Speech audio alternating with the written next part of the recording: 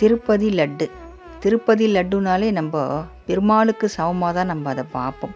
பெருமாளை நம்ம எந்த அளவுக்கு பயபக்தியாக வணங்குவோமோ அதே பயபக்தியாக தான் நம்ம அந்த லட்டுக்கும் நம்ம லட்டை வாங்கிட்டோம்னாலே நம்ம எந்த ஒரு கீழையும் வைக்காமல் அது பத்திரப்படுத்தி அதை பயபக்தியாக வீட்டுக்கு கொண்டு வந்து அதை பூஜை அறையில் வச்சு பூஜை பண்ணி அனாவசியமாக நம்ம யாருக்கும் கொடுத்துட மாட்டோம்.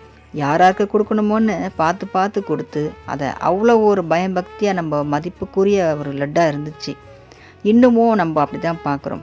அந்த லட்டில் போயிட்டு கலப்படம் அது இதுன்னு இன்னும் என்னென்னவோ சொல்கிறாங்க.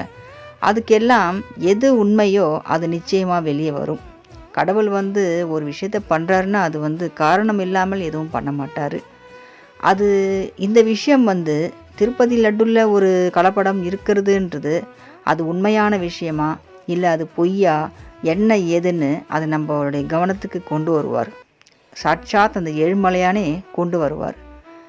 ஓம் நமோ வெங்கடேஷாய போற்றி.